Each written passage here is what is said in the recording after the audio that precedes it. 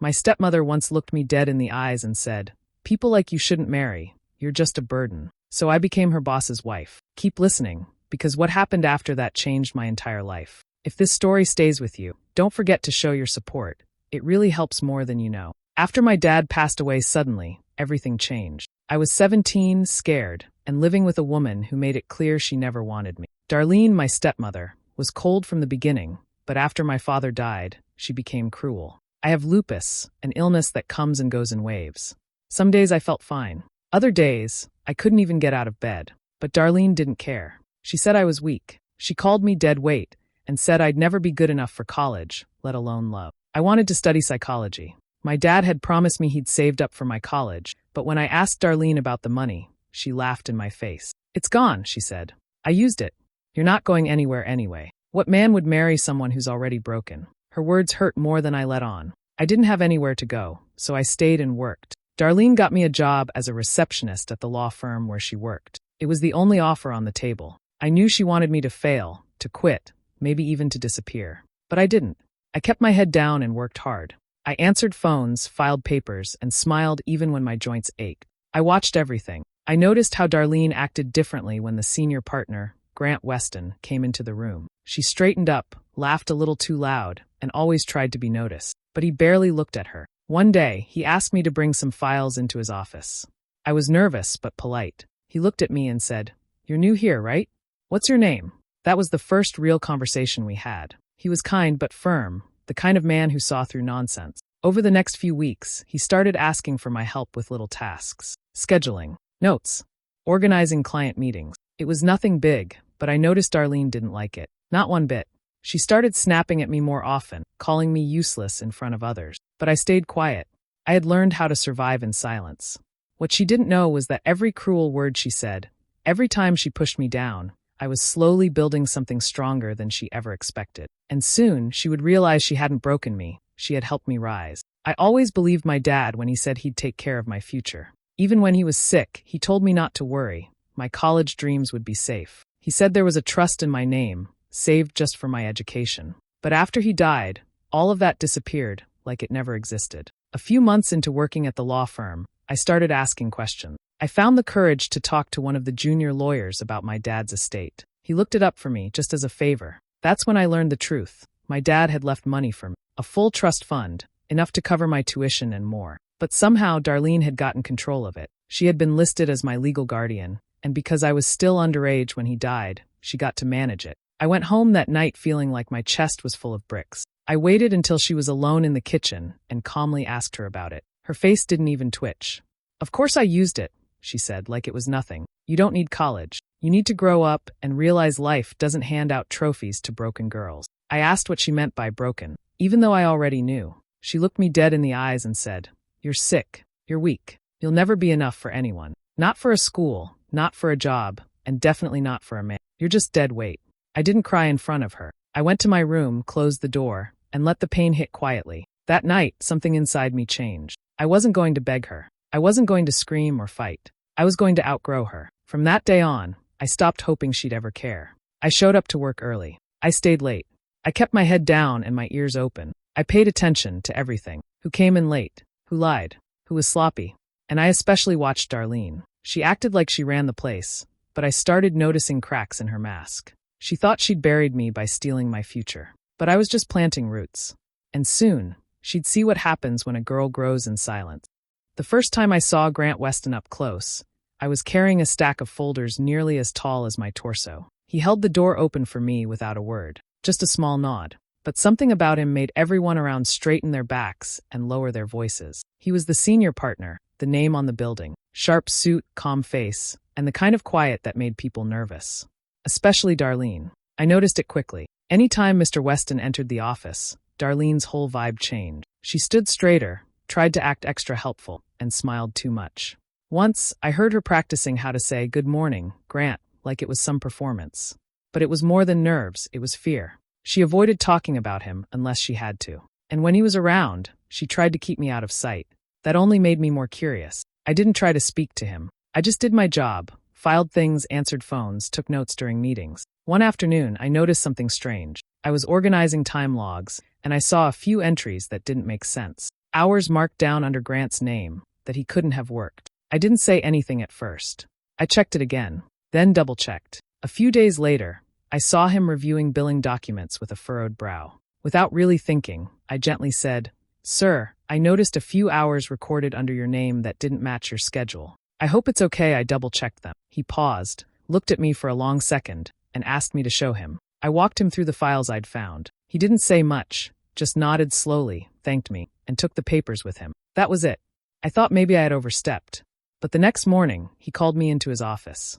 My heart raced the entire walk there. I thought I was in trouble. Instead, he asked me to help review a few more files. Just quietly. He didn't mention Darlene by name, but I could tell he was connecting the dots. I did what he asked, carefully, thoroughly, and silently. That's when our working relationship began. Over time, he asked for my help more often. Just little things, summaries, cross-checking documents, organizing meetings. I stayed respectful, soft-spoken, and focused. I think he appreciated that I wasn't trying to impress him. I was just honest. Meanwhile, Darlene's panic was growing. She tried to pull me off assignments, claimed I wasn't feeling well or needed rest. But Grant ignored her. He saw through it. For the first time in my life, someone important noticed me for something good. Not my illness, not my weakness. Just my quiet work. And Darlene knew she was losing control. It started with a simple filing task. I was in the back records room, sorting old documents into cabinets. It was quiet, a little dusty, and honestly I liked it that way. Being alone meant no one was watching me. Not Darlene, not the other staff, just me and the files. That's when I noticed a folder that didn't belong. It was tucked behind some annual reports, almost hidden. Curious, I opened it. Inside were handwritten timesheets and reimbursement forms, none of which matched anything I had seen before. Most of the forms had Darlene's name on them. She had logged dozens of hours that didn't make sense. Hours when I knew she wasn't at work. There were also mileage claims for meetings I knew never happened. My stomach dropped. I knew right away this wasn't just a mistake. She was stealing from the firm. I wanted to march straight into Grant's office and tell him everything. But something held me back. Maybe it was fear. Maybe it was the memory of Darlene's voice telling me I was just dead weight. I knew if I made a mistake, she'd spin it to make me look like the liar. So instead, I copied the documents. I scanned everything quietly, saved it under a coded name, and placed the folder exactly where I found it. After that, I kept working like nothing had changed. But inside, something had. I started noticing more things. Discrepancies in billing, overlapping time logs, patterns, all pointing back to Darlene. And as I kept quietly helping Grant with small tasks, I realized something else. He trusted me. He would often pause to ask my opinion. He listened when I pointed out small errors. His respect wasn't loud, but it was steady. Little by little, my confidence started to grow. I wasn't just the sick girl in the back office. I had a good eye. I was organized, careful, honest. Darlene still snapped at me like always, but her voice was starting to lose its power. I no longer believed her words. Not deep down, because I knew something she didn't. I had proof. I was building something stronger than a complaint. I was building a case. Not just against her, but for myself. I didn't need to yell to be heard. I didn't need to fight dirty like she did. I just needed the truth. And I had it, sitting right there in the filing cabinet. It was a Tuesday afternoon, just past lunch. I made a simple mistake. I sent a document to the wrong client. It was corrected within minutes, but Darlene saw it as her moment. In the middle of the office, she slammed a folder down on my desk and snapped, "Are you really this careless? Or is your illness messing with your brain again?" Everyone turned to look. I felt heat rise in my face. She didn't stop. "You were lucky to even get this job, and you can't even handle basic tasks. You're embarrassing yourself." I nodded quietly, said, "I'm sorry," and walked into the break room before anyone could see the tears fall. I thought I was alone, wiping my face and trying to breathe, when I heard a voice behind me. "Emily." It was Grant. I stood up quickly, trying to pretend nothing happened. "I'm fine," I said, even though I wasn't. He didn't push. He just said, "Can you bring that file I asked for to the conference room in 10 minutes? I nodded, and he walked away. I gathered the file, and something more. I grabbed the folder of copied documents I had been collecting, the ones showing Darlene's fake time logs, false reimbursements, and dishonest filing. I wasn't sure if this was the right moment, but my gut told me it was time. When I entered the conference room, Darlene was already there. She was sitting, legs crossed, arms folded like she was annoyed. Grant stood across from her, calm but serious. "Close the door," he said to me. I did. Then he turned to Darlene and said, "We need to talk about your conduct and your records." She laughed nervously. "If this is about that little drama out there, Emily's just sensitive." "That's enough," he said firmly. "Emily, go ahead." I walked to the table, placed the copied documents in front of him, and explained everything. Quietly, clearly. I didn't stutter. I told him where I found them, how long I had been tracking them, and how they didn't match our actual client logs. Darlene went pale, then red, then defensive. But Grant didn't even look at her. "Thank you, Emily," he said. "You can step out now." I did. I walked out, heart racing, but lighter than I had felt in years. By the end of the week, Darlene was under investigation. She was removed from her role pending review. And me?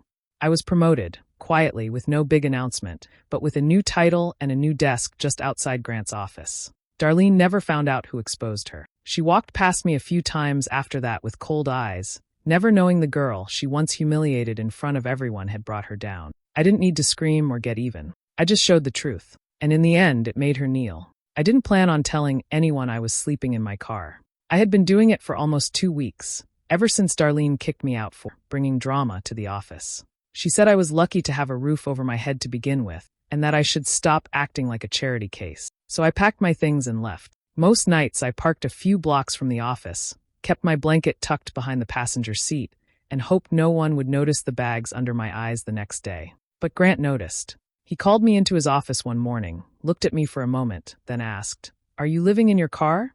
I froze. I didn't know what to say.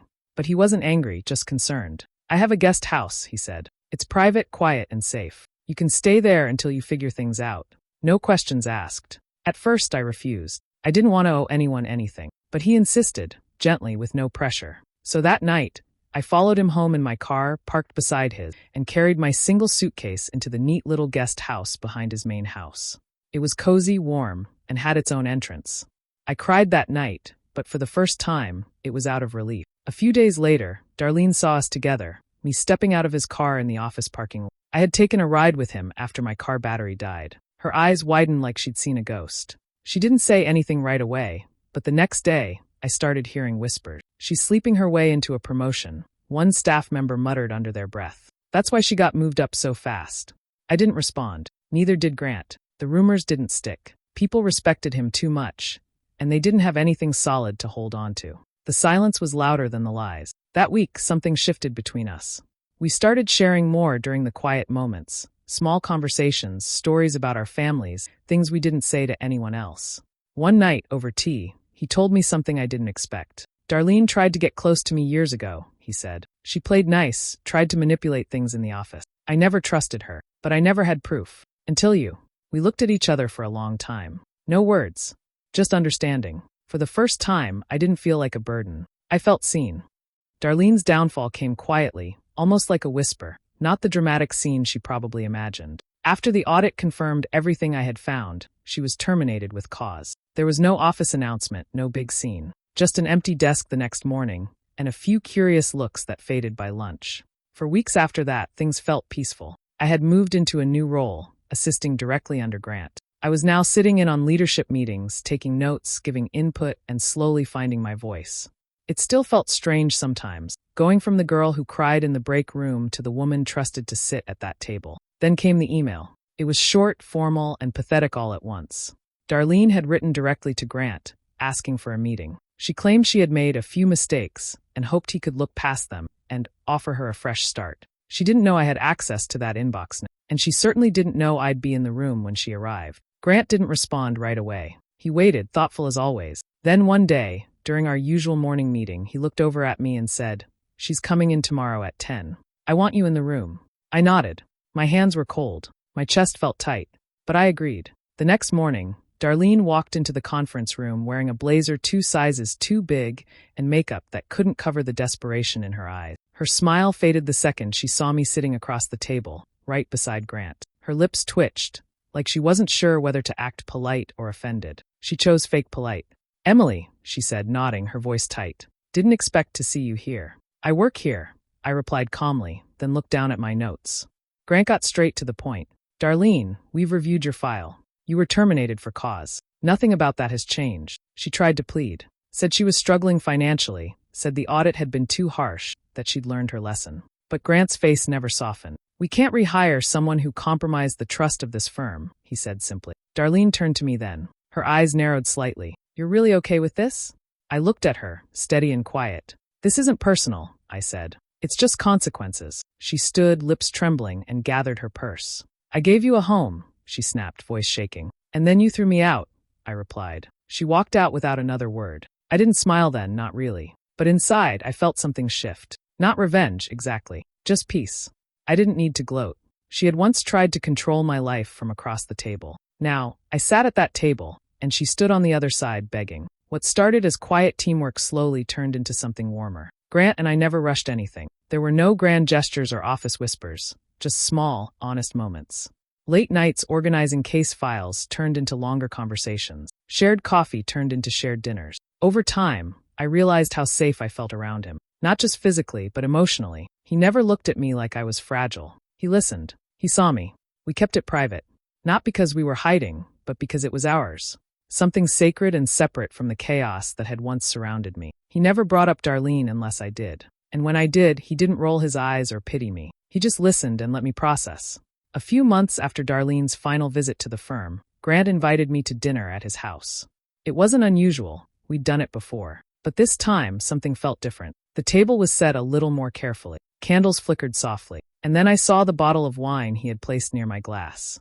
It was the exact same brand Darlene used to hoard back at home. She only opened it when guests came over, never for me. I remember once asking to try a glass and being told, "This is for people with real taste. Not sick girls like you." So when I saw that bottle again, sitting in front of me, I froze for a second. Grant noticed. "Too much?" he asked gently. I thought it might be funny. I laughed, not because it was funny in a cruel way, but because I understood. It wasn't revenge. It was a full-circle moment. Halfway through dinner, he pulled out a small box and slid it across the table. "I don't care about the past," he said, "or what anyone thinks. I love you, Emily. I want to build something real with you. Will you marry me?" There was no dramatic music, no flash, just us and that question. I said yes. Not out of spite, not to prove anything to Darlene, but because I had finally found someone who loved me for who I was, not who I was trying to be. Later that night, we toasted with that wine. And for the first time in my life, it didn't taste bitter. It tasted like victory and love. I didn't need to invite Darlene to the wedding. No one expected me to, not even Grant. But a part of me wanted her to know. Not to rub it in, not exactly. Just so she'd see what she tried to destroy had bloomed anyway, beautifully, without her help. I printed one single invitation just for her. Cream-colored paper, gold trim, our names embossed at the center. Emily Claire Rivers and Grant William Weston. The date, the location, the simple line. "With joy, we invite you to celebrate the start of our new chapter." Her apartment was nothing like the house I used to live in. The curtains were stained, the porch steps cracked. The name D. Rivers was scribbled crookedly on the mailbox. I could hear a TV blaring behind the door as I knocked. When she opened it, she didn't recognize me right away. Her hair was unkempt, her face tired, like life had worn her down piece by piece. Then her eyes narrowed. "What do you want?" I handed her the envelope. She ripped it open and stared at the invitation, reading it out loud with disgust. "You're marrying him?" I nodded calmly. "Next month." Her face twisted. "You think this means you've won? You're still a nobody. Sick. Weak. He'll leave you the minute you're not useful anymore." I didn't flinch. I just looked her in the eye and said, "I guess someone didn't get the memo." Then I turned and walked away. She shouted after me, calling me names, cursing, telling me no man would ever truly love someone like me. But her voice sounded smaller than I remembered, more pathetic than powerful. The day of the wedding was warm and bright. Everything was soft. The music, the lights, even the breeze. I wore a simple ivory dress, nothing flashy, but I felt beautiful. Not because of the gown or the flowers, but because I had made it here on my own term. Grant stood at the altar in a classic black suit, smiling like he hadn't stopped since the moment I said yes. During the reception, he gave a short speech.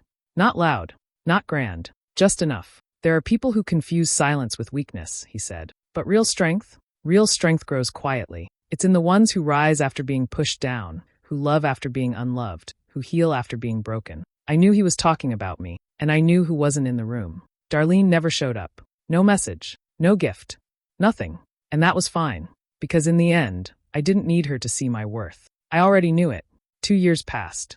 The firm expanded. We opened 2 more branches, brought in new partners, and updated nearly everything, from our case systems to our leadership structure. One of those changes? Grant named me co-partner. I had finally finished my degree, fully paid for by Grant, though he never made a show of it. "You earned this," he said, and I believed him. I was no longer the girl filing papers in the back room. I had my own office, my name on the door, and a staff who respected me not because of who I married, but because of the work I put in. Then one morning, while reviewing new applicant files from HR, I saw a name that made me stop cold. Darlene Rivers. She had applied for an administrative assistant position at one of our satellite branches. Maybe she thought no one would notice. Or maybe she thought enough time had passed. Her resume was full of exaggerated titles and vague dates. But it didn't matter. HR flagged it and passed it along to me for final review, not knowing our history. I stared at her file for a long moment, then quietly marked it, rejected, ineligible for rehire. Simple, clean, done. But fate wasn't finished yet. A week later, a legal notice arrived. Darlene had filed a small employment claim against the firm, trying to dispute the terms of her dismissal from years earlier. She wanted unpaid benefits and a small severance. The irony almost made me laugh. Since I now had signature authority over financial settlements under a certain amount, the file landed on my desk. I skimmed it. The numbers were minimal. The case was flimsy, but the payout was easier than the court time. I signed off on the severance. But I added one final note: future claims and rehire eligibility denied. It wasn't revenge. Not really. It was closure. No yelling. No confrontation. Just a quiet reminder of where I stood now, and where she didn't. As I handed the papers to legal, I smiled to myself. She once told me sick people shouldn't marry, shouldn't dream, shouldn't expect anything more than survival. But now I was a partner, a wife, a leader, and the woman who once called me dead weight? Well, I sign her severance checks now. Turns out sick people can make damn good wives, partners, and bosses. What would you have done if you were in Emily's place? Walked away quietly or made sure they saw what you became? Share your thoughts in the comments below. And if you like stories with heart, grit, and a twist of justice, don't forget to hit subscribe and turn on the notification bell so you never miss a new one.